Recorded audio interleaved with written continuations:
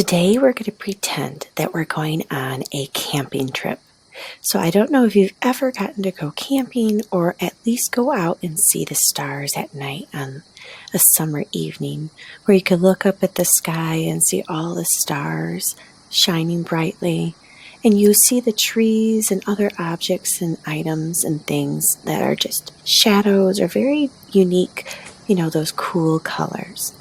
Maybe you've heard different animals outside, like an owl, or you've done a bonfire, or been by a fire pit where you've made s'mores and all those other wonderful things. So today what we're going to do is we're going to read a book called Flashlight by Lizi Boyd, and then we're going to create our own illustration, similar to how she created hers. So what you're going to need is a piece of black construction paper, a white crayon or a white colored pencil, some scissors, a glue stick, and a little bit of white paper. It seems like a lot of things, but I promise you it'll all come together in the end. So let's take a look at reading this book that is a picture book together. Okay, so today's art lesson is going to be based off of this book, Flashlight by Lizi Boyd. So when you first look at this book, take a look at the cover. What do you notice on this cover? What colors do you see? What action do you see? Are you noticing anything that might be flipped a little bit or showing or not? It's a really cool book that uses some of that positive and negative space. But we're going to talk about contrast and emphasis and some of these other pieces inside this story here. So you can look at, this artist and author Lizi Boyd, as it says here on the side, she looked at finding a masterful exploration of night, nature, and art. So let's take a look at what this flashlight beam reveals in the magic that she finds in the darkness here. So already looking at these first two pages, what do you notice? There's pops of color hiding in certain areas. The flashlight zooms in over here and you can see a rain boot. What else is hiding in the back? In the dark by the tent, up in the trees. There's not a lot of detail on all of the grass area, but you can see some of the plant life and some of the grass near the feet, right? Looks like he's sitting down. He's got one boot in his hand and his other one he couldn't find, and whoop, there it is. Got bats up here. And what's really neat is when you look at the book here, take a look at how her illustrations go. This is all colored and detailed, what's ever caught inside the light. And what's out of it is not. But there are a couple little pops of color throughout the story.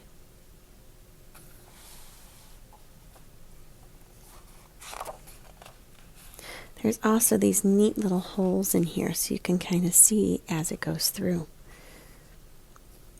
I wonder what he's coming across next. There's a little hole here in the paper too. You can kind of see what's coming through. The moon pops through on this side. I love all the little small details. What are you noticing? You got the skunks. Over by the river, what do you hear? You still have the family of birds and the trees. You got little mice over here. There's so many different things peeking through. Oh, looks like he found it, huh? So taking a moment, you can see the details in the skunks. Here's a beaver. You've got some of the trees are starting to show up a little bit more with the brightness. And further along on the walk, come across, look at those beautiful green leaves. You see how everything kind of pops a little bit more. Your eye is drawn here to this focal point. But yet, there's another hole in the paper. I wonder what this could be right here. Oh, another little animal way up here, porcupine up in the tree. That butterfly's still following along. You got a couple more coming by the pond. There's more in here now. A frog, I'm sure. Has anybody ever heard a frog or a toad in the summer at night? Got the fish bubbling up here. The owl, I'm sure, is making sounds there too. And here you can see another. Those little holes show on some more animals. And look at what the flashlight's seeing here. I see some mushrooms. Looks like these animals are finally asleep, the squirrels. And there's a beautiful fox. The owl's here. The beaver. You can kind of see the adventure that he's on. Oh, I wonder where he's at now. Looking at these beautiful pictures here, I wonder what's hanging up. Have any of you ever gone out at night? I know one of the most memorable memories I have is first turning off all the lights at camp and going out at night and all of a sudden seeing the stars and the moonlight and the stars lighting your way as your eyes adjust. But taking a flashlight is a really cool adventure too. Interesting. Look at these. You see the apples? They're all a little bitten. There's more on the floor, but I wonder, do you think these cute little deer might have had something to do with that? Or this cute little mouse? Oh, looks like you found the big deer. Some little bunny rabbits. There's that little moth again, or butterfly. Here the little mice are coming. Oh, it looks like he stopped to eat some too. More animals out at night. What story would you tell if you read this book? What am I missing that you see? I think each time you read it, you can see and notice more fun things. Why don't you take a moment now to notice the different things that are showing up in these pages and come up with your own story as you see the rest of it comes together. Take a look at those textures and think about some of those things you may want to use in your very own.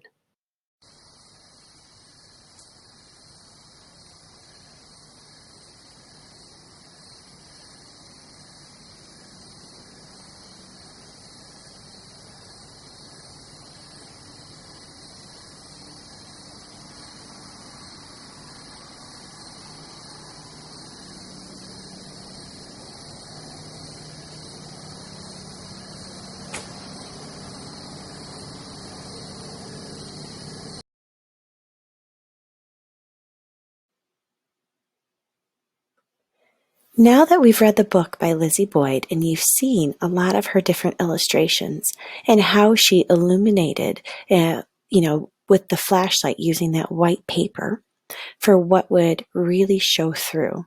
And that's something that we have a lot of that emphasis. We've talked about emphasis this year, where that's something that you see as your focal point, what stands out to you. It's emphasized. And you can also notice all the contrast that she did, having the white on top of the black paper like that.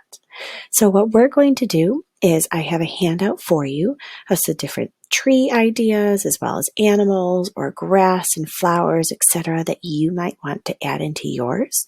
But start thinking about your scene and how you want to create your own story. What's your page going to show or tell? And what things are you going to come across on your walk?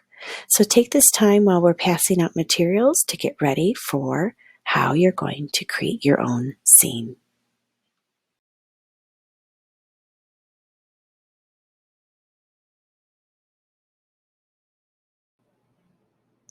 Now that you have your black paper, make sure you have either a white color pencil or a white crayon. A gray crayon could also do something similar, but I'll show you how they look and appear on the black paper. So the gray doesn't pop the contrast as well, but the white color pencil and the white crayon are pretty similar. So you don't need to test yours with me. I just wanted to show you that either or will work. For the purpose of this video, I'm going to be using the white colored pencil, so it's a little bit easier to see. And then we're going to recreate our own person, either ourselves, just like Lizi Boyd in her illustrations, but make it more of a character like you. You can feel free to create your own style eye or character, etc. as you're doing this. But think about the placement. Where are you going to put your character? And then we're going to create our horizon line. And that's something that's what is on the sky and what's going to be the ground. So the first thing I want you to do is let's start with the head. Start by creating an oval shape. And once you've done that, inside that shape, come up with your style of hair. Do you want it short, or do you want to add a ponytail or your hair down? Or maybe your character is wearing a hat.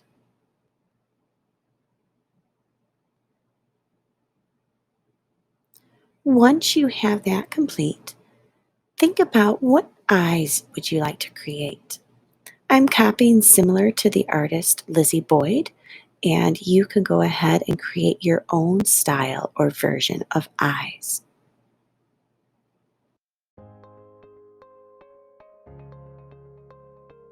All right, so remember as you're doing this, you're coming up with simple shapes.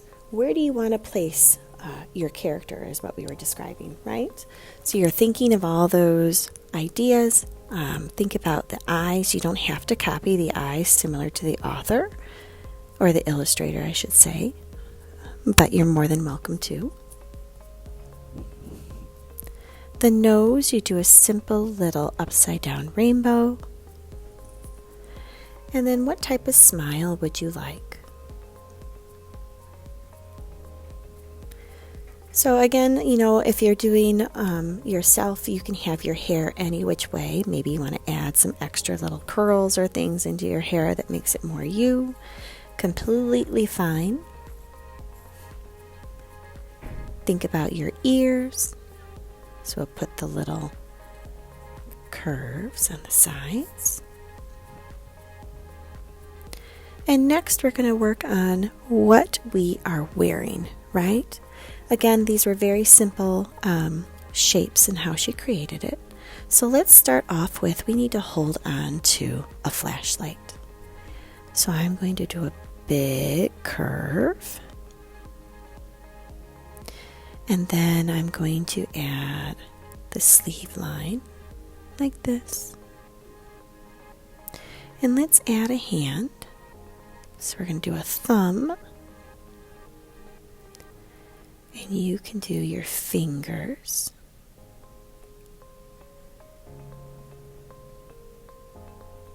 And we'll have the flashlight in our hand.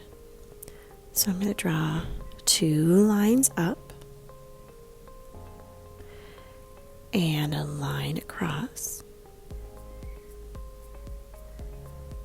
And turn this into a rectangle. I'm going to do another one off of it this way. So here's my big flashlight, right? Next, I'm going to draw the rest of my body, kind of coming down like this. And I'll add this into my fun. You could have it a shirt or you could have it a dress. It's up to you. And I'm going to have, how about mine has, let me give her like a little bit of a hood. You don't have to add a hood onto yours. But I'm thinking maybe hers will be a fun little jacket. So decorate your jacket with just some simple shapes right now, or your shirt.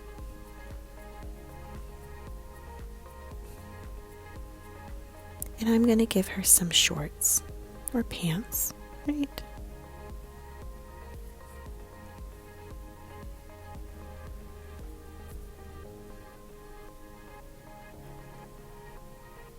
Once you've got your basic shape of your outfit done, the next thing that we're going to do is let's add on some boots. Because if you're out in the field or out in the woods, you're going to want to add in some boots and things, right? So what I'm going to do is draw 2 lines off of where my pants ended. And I'm going to do a curve. Same thing on the other end. 2 lines and a curve. And then what I'm going to do is I'm going to connect them.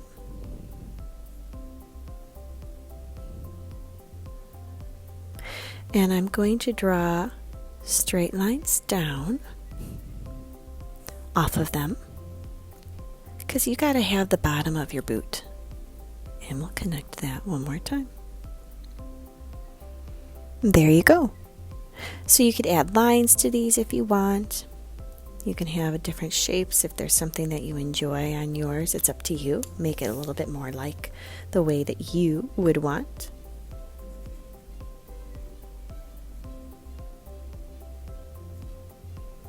So here's my person. All right, so the next thing is we need to think about, what do we want to add to our scene? We need to figure out where our horizon line is, right? So our horizon line is what makes the difference between the sky and the ground. So what we're going to do, or what I'd like to do, is just think about, where do I want my trees to be too? I'm thinking I want my horizon line to be up here. So that way I'm exploring lots of things down here and I have trees going up this way, right? So what I'm going to do is do a couple little pieces of grass, left and right, left and right. We've practiced these throughout the years, right? You could do straight lines up and down. You know, generally wherever your character is walking, you could have some straight lines or the grass lines.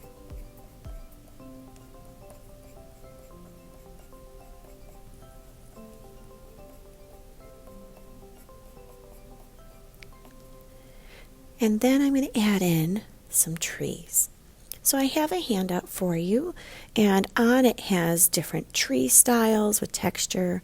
Also has some different animals like raccoons, owls, deer, different flowers, you name it. I'm going to put a couple trees on here, and then I'm going to show you some examples again from the book, so that way you can kind of get some more ideas of what else do you want to add. For example, when I'm looking at this particular page here, it's really fun to see, here's the horizon line up here, right? So you can see there's trees. Anything that's in the background is going to be shorter and smaller, and anything that's up close is going to be larger and bigger. And that's something that you can think about. What type of trees? Do you want to have animals living? Look at these little bunnies in there. Do you want to have a raccoon or an owl up in the tree? Other little animals down by a pond, etc. And then you also want to think about, where's your light going to be? So I'm going to have us play with a couple trees first, and then we're going to build our light, or wherever our reflection is coming off on it, correct? So I'm going to start with making a few different trees myself. To do that, you're going to draw kind of a line on an angle. Same thing on the other side. And it's just going to be a V. And whatever designs you want on the inside. Do you want it to be a certain type of tree, like a birch tree, where you have these lines this way? Or any of the other patterns that you're thinking?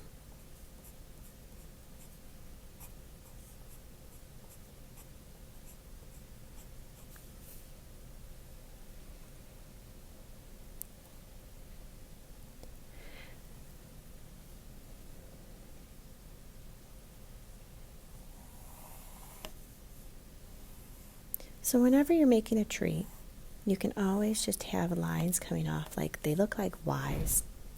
And that's the best way. You don't have to copy the trees examples I've given you. You can make your own style. You could have different rocks and things where you can see some things, but remember, we're not covering every single ounce of the ground because it's dark. You can't see it all. You could just see some details. and wonder where things are hiding.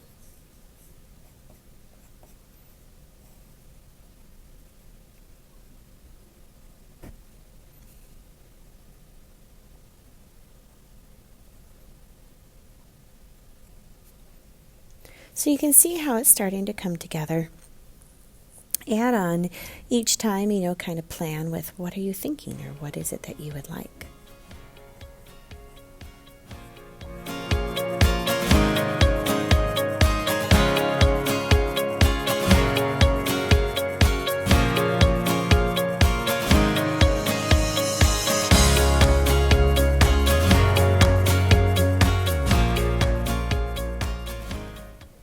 Depending on how far you've gotten, the next thing before I continue any further is I'm going to have you get a white piece of paper, and we're going to make our flashlight.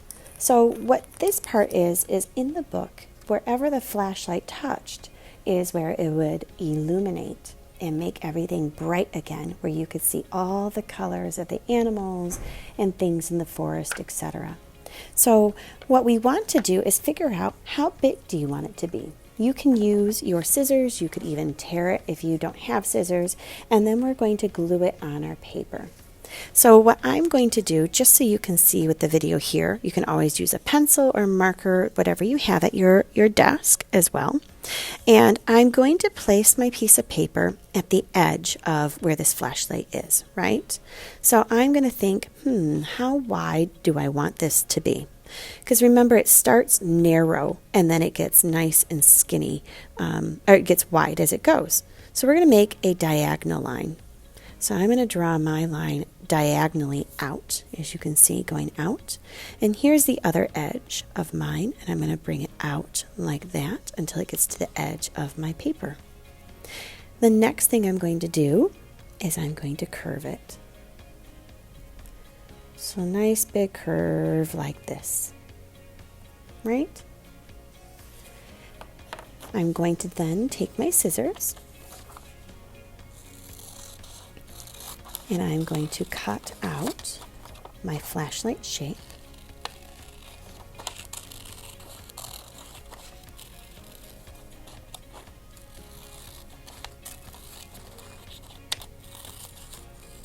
As you can see. So now I will then use my glue stick and I'm going to glue my flashlight onto my paper.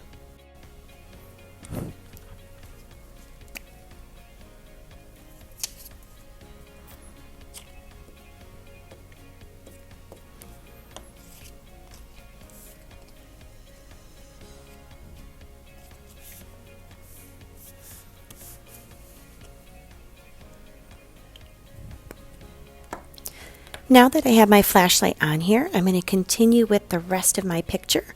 You can continue to follow along with me or create your own.